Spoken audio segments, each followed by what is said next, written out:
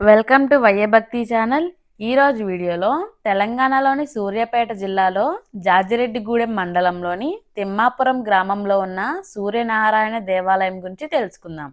అఖండ జ్యోతి స్వరూప సూర్యనారాయణ స్వామివారి మహాక్షేత్రం. ఈ ఆలయాన్ని కాకులారపు జనార్దన రెడ్డి రజిత దంపతులు నిర్మించారు. ఈ ఆలయాన్ని ఎంతో ప్రశాంతమైన పచ్చని వనాల మధ్య నిర్మించారు.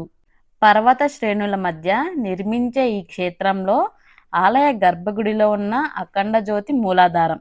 ఈ జ్యోతిని ఏకాగ్రతతో చూస్తే సూర్య భగవానుడి చుట్టూ ఉన్న సప్త ఆలయాలను సప్త వర్ణాలతో దర్శనమిస్తారు.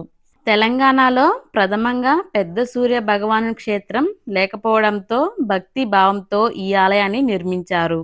అఖండ జ్యోతి మూలాధారంగా సప్తవర్ణ ఆలయాలు, రాజగోపురం, గోశాల, ధ్యాన మందిరం ఉన్నాయి. కాకులారపు జనార్దన రెడ్డి గారికి స్వామివారి కలలో కనిపించి ఈ ప్రదేశంలో ఆలయం నిర్మించమని ఆదేశించారు. ఆయన పుణ్యక్షేత్రాలను సందర్శిస్తూ వెళ్తుండగా బైక్ 2 సార్లు ఈ ఆలయం ఉన్న ప్రదేశంలో ఆగిపోయింది. తరువాత గొర్రెల కాపరి రూపంలో స్వామివారు దర్శనమిచ్చారు. ఈ ఆలయంలో కాస్మిక్ ఎనర్జీ అత్యధికంగా ఉంటుంది.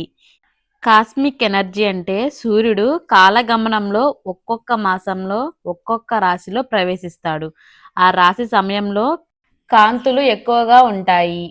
ఆ సమయంలో ఆ కాంతి కిరణాలు ఈ ఆలయంలో ఎక్కువగా పడతాయి.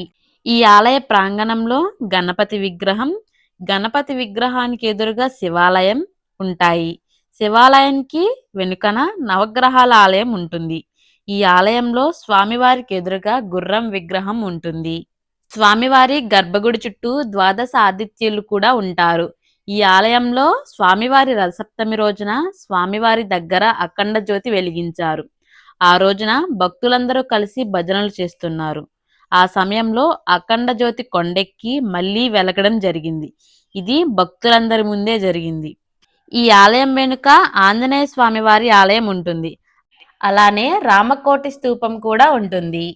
ఈ రామకోటి స్తూపం ముందు శ్రీరాముని పాదాలు కూడా ఉంటాయి. ఈ రామకోటి స్తూపంలో భక్తులు రామకోటి రాసిన పుస్తకాలు వేస్తే కోరిన కోరికలు తప్పకుండా తీరతాయని భక్తులందరి నమ్మకం. ఈ ఆలయంలో ప్రతి సంవత్సరం మహాశౌర్య యోగ మహోత్సవాలు ఘనంగా జరుగుతాయి. ఆ సమయంలో భక్తులు రద్దీగా వస్తారు. ఈ ఆలయం తూర్పు దిశగా 3 పర్వతాల మధ్యలో ఉండడం విశేషం. ఈ ఆలయంలో కోరిన కోరికలు తప్పకుండా తీరతాయని భక్తులందరి నమ్మకం. మీరు కూడా ఒకసారి ఈ ఆలయాన్ని దర్శించుకోండి. ఈ వీడియో మీకు నచ్చినట్లయితే మా వయ్య భక్తి ఛానల్ని సబ్స్క్రైబ్ చేసుకోండి. ఈ వీడియో చివరి వరకు చూసినందుకు హృదయపూర్వక ధన్యవాదాలు.